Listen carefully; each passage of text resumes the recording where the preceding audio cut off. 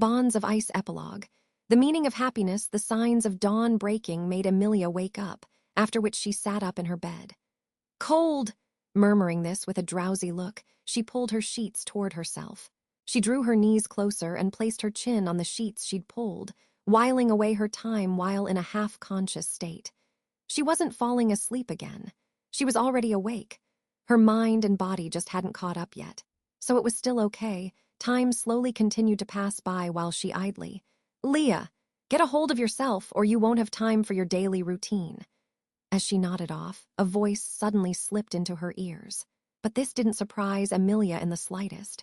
She just grimaced. Just a little longer. That little longer is no good, I'm afraid. Come on, get up already. Noisy. Eh.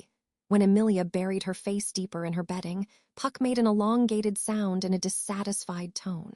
But the gray-coated cat soon regained his composure and landed on her shoulder. And then, while she kept her face lowered, he pulled hard on her ear. Hey, wake up, wake up. Wake up, wash your face and brush your teeth. Once you're done with that, move on to your hair. A braid would look nice today. Pretty please. Braid, you do it. All right? Emilia left her hair to Puck, who was hurrying her, and rubbed her eyes as she left the bed, fixing her sleepwear that was sliding down her shoulder. She seemed somewhat annoyed as she stepped into the chilly morning air. The scenery of the garden, which she could look over from the huge tree she was living in, hadn't changed a bit over these past several years. At the spot where she dried her laundry, she had constructed a simple storeroom that had her daily essentials crammed into it. The stream in which she washed her face and bathed was close by, and at its shore was a memorial she had built from obsidian. Good morning, everyone. Looks like we've got good weather today as well. Emilia made sure to greet this memorial with no inscription on it every single morning. This memorial was an offering to the lesser spirits she had once bonded with, who she suddenly lost. Her contract with them was severed one-sidedly, but still she had to keep her promise. This was her sincerity towards the nameless memorial. Whoa, cold! Splashing it with water from the stream, she cleaned the memorial.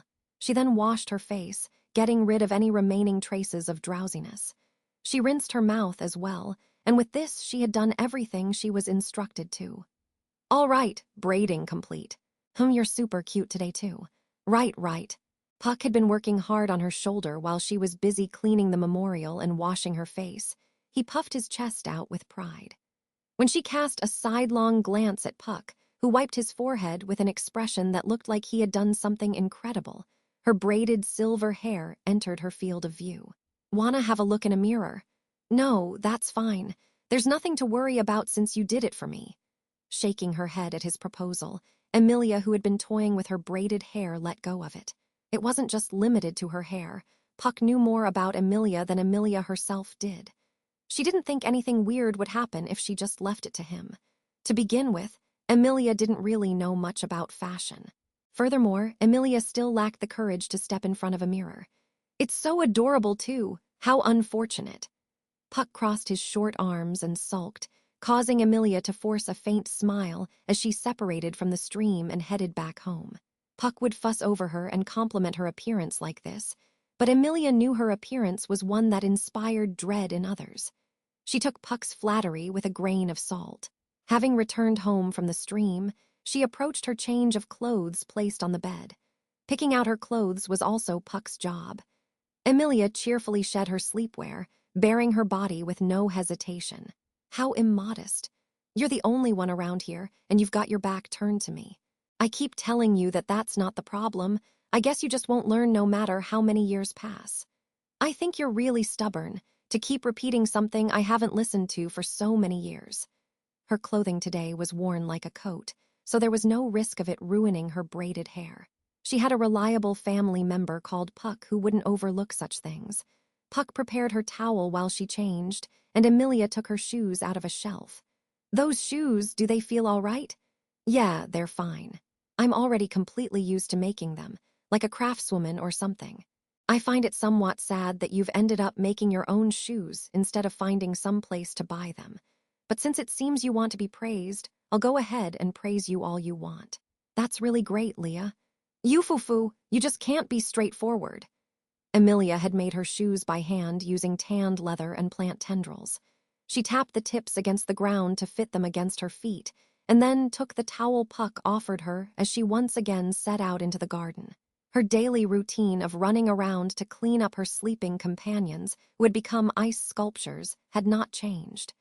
But she started a little later than she did before. This was because of how bad she was at waking up properly. Not really. The reason was much simpler.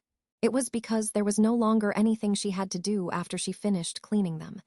But even so, you've gotten pretty lazy now that you've finished that map of yours. Hey, I really resent that. Right now. I'm just taking a break after a job well done. Sure is a long break, though. Puck rode on her shoulder with an exasperated expression. Just as he said, Emilia's daily grind to finish her map of Ilior Forest was now complete, and she was now out of a job. The final rewrite of the map was the 21st edition, and it was presently put up on her room's wall. Unfortunately, her original goal of using the map so she could talk to more people had not been fulfilled. But what's important is that I did it. This sense of accomplishment is a treasure in itself. Isn't that right, Puck? Yeah, let's just go ahead and leave it at that, Leah. Emilia, too, felt relieved when he agreed with her. It was a strangely roundabout way to say it, but Emilia ignored that. The trick to getting along with Puck was to avoid fussing over the little stuff. Ah, right. Isn't the anniversary of Melicura's death coming up soon? She was making her rounds around the garden, clearing the frost off her 49 companions. Midway, Emilia muttered this as if she suddenly remembered it. The moment she did, Puck grimaced in dissatisfaction. There was no need for you to remember that it's today, but it'd better if you just forgot about it. You're being mean again. There may have been a big quarrel at the end, but he was a friend, wasn't he? I'll have to clean his grave properly. I have some doubts as to whether you could really call that a quarrel, and to begin with, I was never friends with Melicura. He was just an acquaintance. We met, well, I don't really remember. Climbing up Emilia's silver hair, Puck started grooming his face on top of her head. Emilia sighed at this behavior resembling that of a family cat. His secretiveness hadn't changed. But she got the feeling that he used his forgetfulness as an excuse a lot more frequently than he did before. Maybe that was related to him breaking his vow to form a contract with Emilia. Leah, you'll end up walking into a tree if you space out like that. Are you okay? Yeah, I'm fine. I was just thinking for a bit. Right back then, you became really big. I thought for sure that you couldn't return to normal. I was seriously perplexed when you sincerely started building a huge cat house. You didn't even have any plans, and you were pretty clumsy, so you never did get very far, though. I know I'm clumsy, so you really should have told me sooner. I was really happy that you wanted to do something for me, so it ended up slipping my mind. And your red face when you got all embarrassed and angry was super cute, so it slipped my mind then as well. If there were that many slips, you were just playing a prank on me. When Emilia's face turned completely red as she got angry, Puck nodded several times in satisfaction. During their battle with Melicura, Puck had formed a contract with Emilia. This restored his odd and allowed him to use her excess mana to return to his true form. Since then, she hadn't once seen that giant, monstrous form bearing golden eyes. Because it's not very pretty, you see. That was what Puck said, but she didn't really understand what that meant. However, Emilia also thought that this small form was more Puck-like than the big one, so she didn't complain. It was cute. Gosh, just come here already, Puck. I'm mad, so let me touch your ears and tummy. You don't really have to come up with that sort of excuse. You can go ahead and touch me whenever you want. It's not like I want to touch you. This is your punishment. I'm punishing you for being bad. She pouted as she hurried him, and Puck descended before her saying, Right, with a blank expression even though he was being punished. He spread his arms out as if telling her to do whatever she wanted, and Emilia reached out to his defenseless body to enjoy his fluffy fur. His stomach, his ears, and even the base of his neck. A connoisseur like Emilia wouldn't overlook the tip of his tail either. Here, take this. Nyanyan, so ticklish. Hee, how was it? You're done. You give up, right? I lost, I surrender. I just can't win against you, huh? After she toyed with him to her heart's content, she looked upon his wilting, exhausted appearance with satisfaction, after which she put him back on her shoulder. Good. Now, stay quiet just like that until we get home. And start making preparations once we get back. We'll be visiting Melikura's grave for the first time in a long while. It might take a while. Should we bring lunch?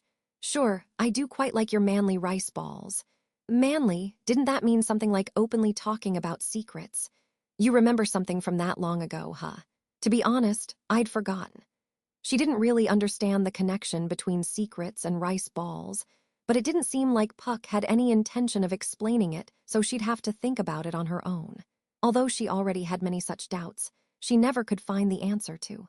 Anyway, she had decided what she was going to do once she had finished her daily routine. Once she cleaned off the final one, she went back home while playing with Puck, leaping over the stream, ascending the tree's roots, opening the door to her room. That's quite the splendid map you have here. I couldn't help but admire it. The instant she entered her room completely devoid of caution, an unfamiliar voice greeted her, causing her to stop. The voice came from the tall figure standing in the middle of her room with their back to her. The figure, with long indigo hair flowing down their back, was looking at the map of the forest affixed to her wall. It must have taken a great deal of time and effort to create this. Considering the scale of Ilior Forest and the witch beasts that dwell within it, it is easy to imagine how high it must have been. You possess adequate literacy. The drawings and names are perhaps what one might call creative, but that's down to individual taste. Now, all that's left is to look upon the creator. Yes, I see. Paying no mind to Emilia's bewilderment, this person nodded as if confirming something, and finally turned around to face Emilia eye to eye. The sight of their face made Emilia gulp. Their face was not normal. No, that wasn't quite right. The features themselves were nothing unusual, it was just that their face, well, it was unusual. Makeup. Correct, this is makeup. However, your features haven't been altered in the slightest, it would seem. The man who had painted his face white and his lips purple nodded in response to her question. Taking a good look at him, it wasn't just his makeup. The clothes adorning his body were truly striking as well. That eyesore of a color scheme went well with the makeup on his face, a rather disconcerting combination. And betraying Emilia's impression of him, the man added this.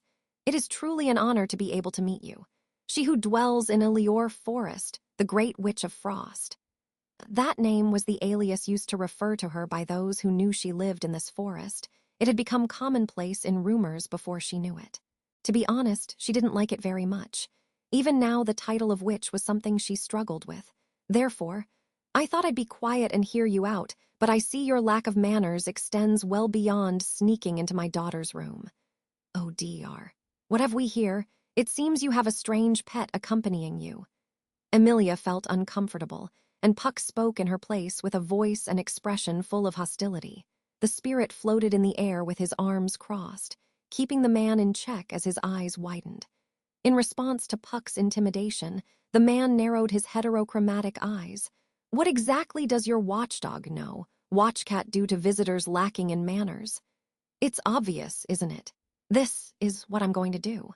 Puck joined his paws as he spoke, and in an instant a massive whirlpool of mana surrounded the spirit.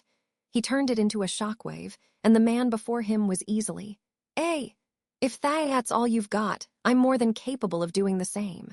While looking at the whirlpool of mana, the man casually snapped his fingers. In an instant, he had produced a whirlpool of mana spinning in the opposite direction of the one Puck had formed, and the two collided, and then, with a violent explosion of light, Emilia's home of many years was blown to smithereens. I have no intention of antagonizing you. I do wish you would believe this. Could you not say that before you spent half a day fighting? Right, exactly, it's just as Leah says. You'll really have to reflect on this. You too, Puck. I kept asking you to stop, but you just wouldn't. Covered in soot, Emilia was indignant as she yelled at Puck and the man, neither of whom showed any signs of remorse. They had strayed quite some distance from her home, and were now in the vicinity of the zigzagging woods in the eastern region of Ilior Forest. But the area had already changed so drastically that it would be hard to call it that anymore. Perhaps she even ought to hurry up and change the name on her map to the Bristly Wasteland. But even so, This is the first time in a long while that anyone has managed to push me to my limit in a battle of magic. Against my better judgment, I forgot all about stopping and went so far as to use my trump card. That goes for both of us. The last one to make go as far as to use my star beast form was one of the four greats, Melikura. It would be no idle boast to say you possess power on par with the four greats. To make matters worse, the two in question completely ignored Emilia's anger and were starting to get along. Even though they should have used up all of their willpower and stamina, they showed no signs of this whatsoever.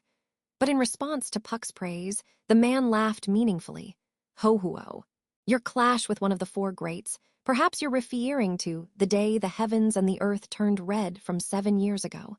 Two beings possessing extraordinary mana clashed in this forest, producing a colossal calamity that dyed the forest and the sky red, or so the rumor goes.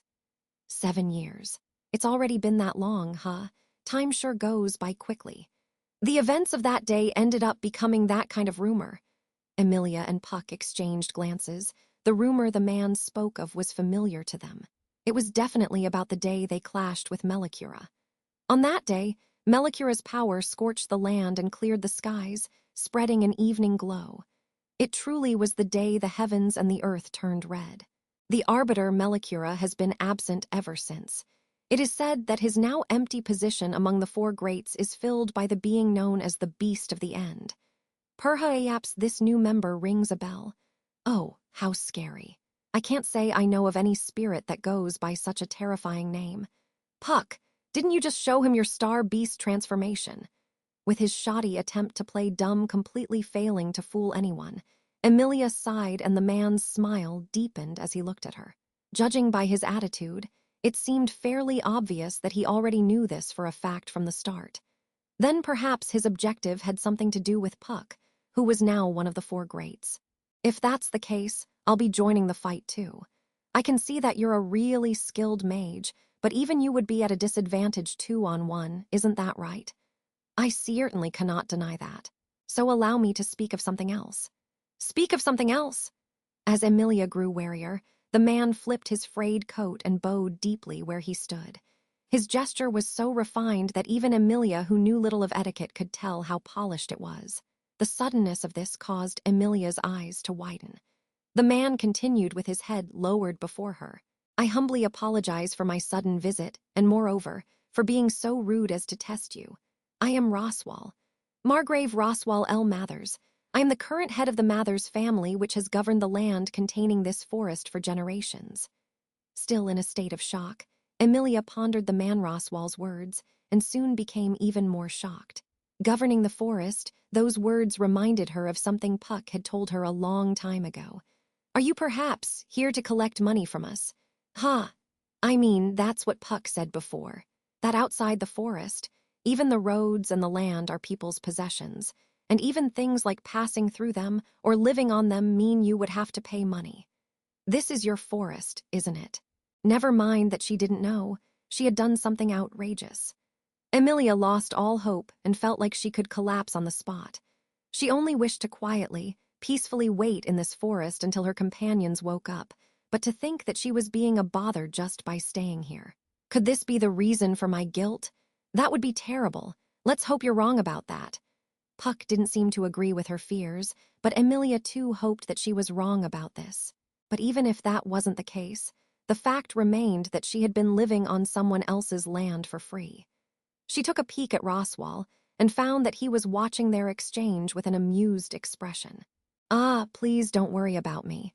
Should it seem that this conversation could run long, let's see, I would be ever so grateful to receive to a cup of tea. All right, of course. A cup of tea, my home.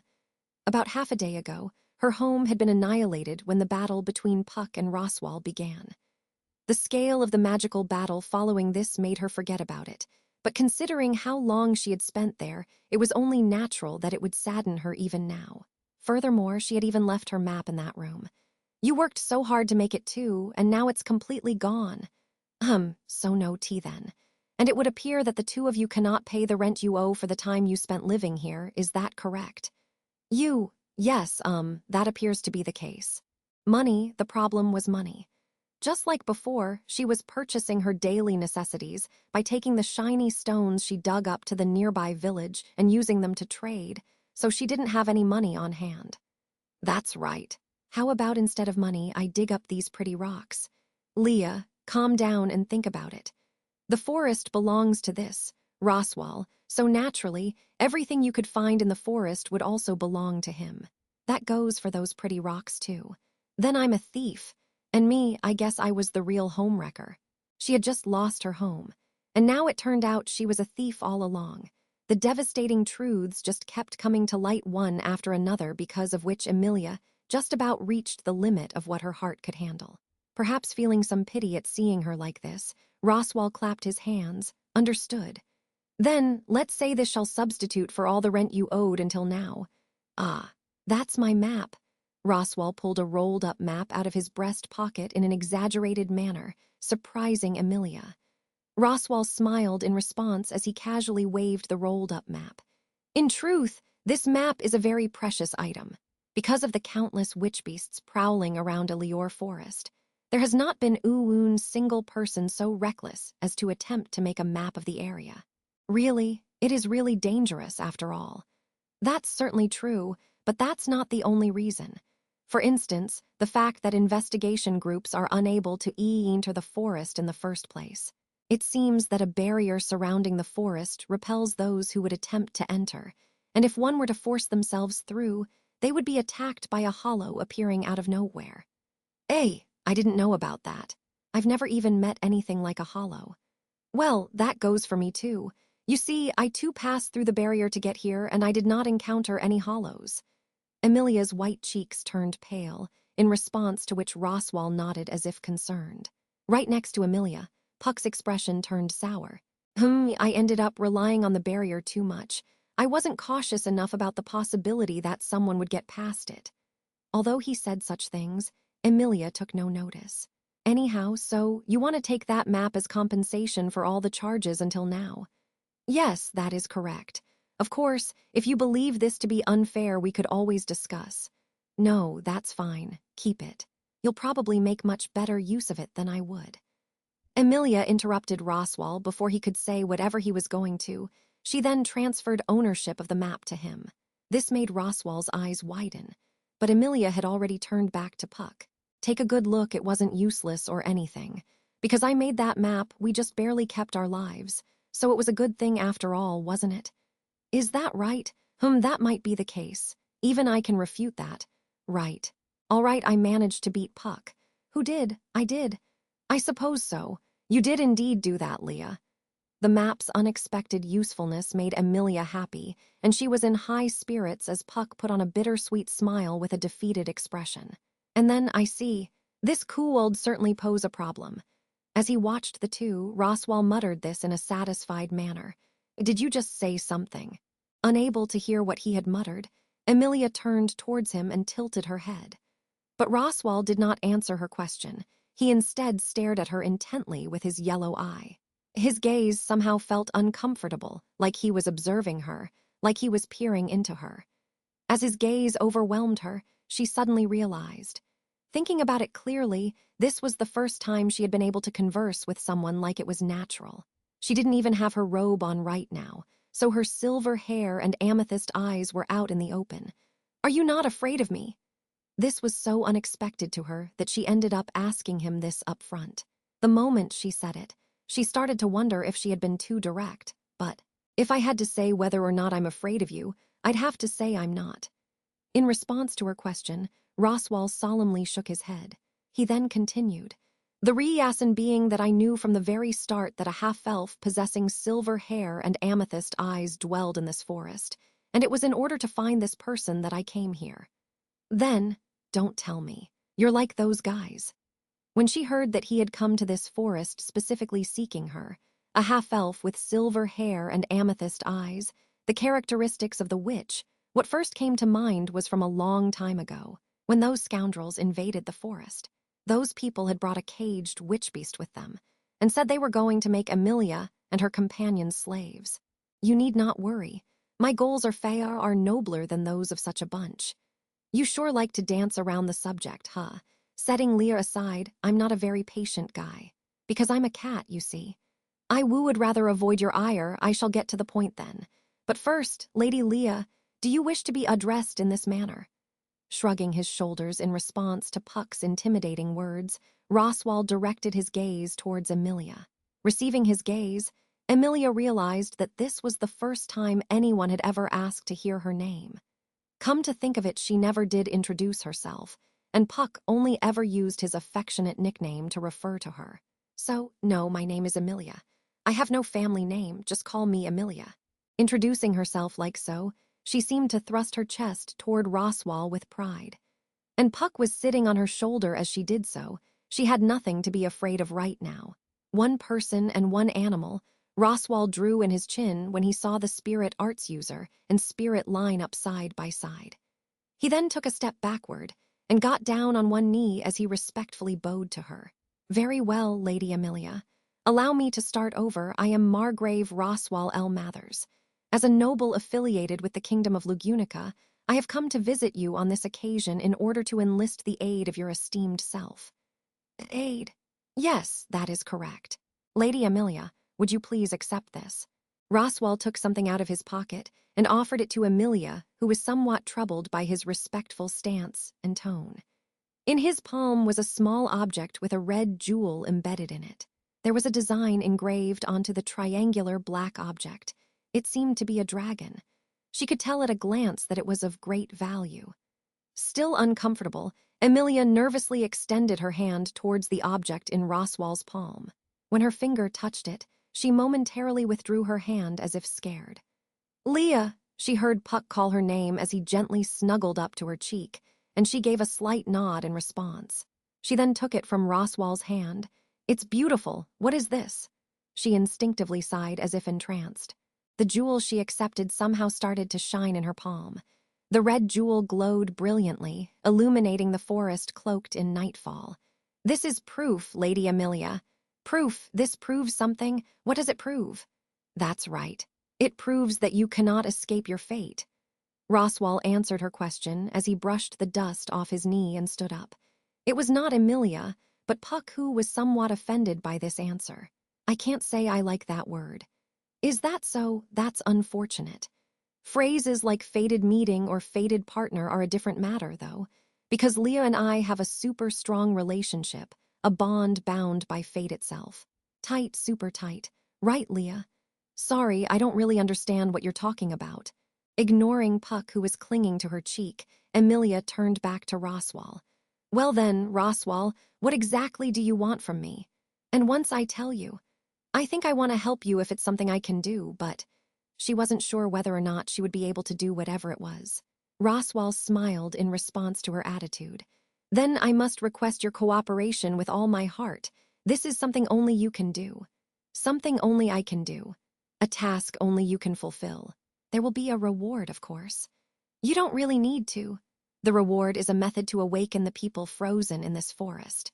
Emilia was about to turn down any sort of reward, but Roswal's words completely drowned that out. Taking notice of this reaction, Roswal nodded deeply. I see your eyes have changed. Could you explain in greater detail what exactly it is that you want me to do? Of course. Well then, let us sit down and oh dear, it would seem your home no longer exists. Well then, there's no helping it. There is a dragon carriage waiting for us.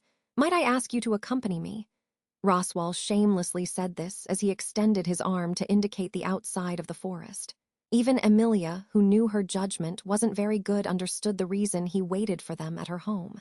He was planning to cut off any path of escape from the very start. You didn't need to go that far. Even if he hadn't cornered her like this, Emilia would not falter. If by following him she could free her frozen companions, if she could just find out how to do that. Leah, having received her assent, Roswal started walking ahead of her. As she followed after him, Puck, who was on her shoulder, whispered in a voice only she could hear. Emilia was prepared to hear something like how she should be careful about doing something so dangerous, or how it would be best if she stopped. However, no matter where you go or what you decide to do, I'll stay by your side.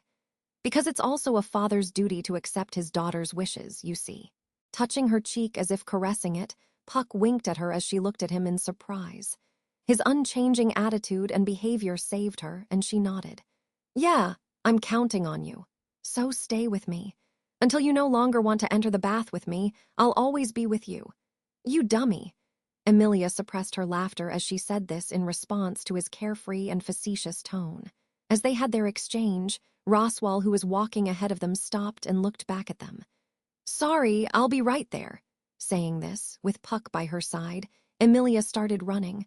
What awaited the girl and the spirit beyond the forest? That's a story for another day. The end.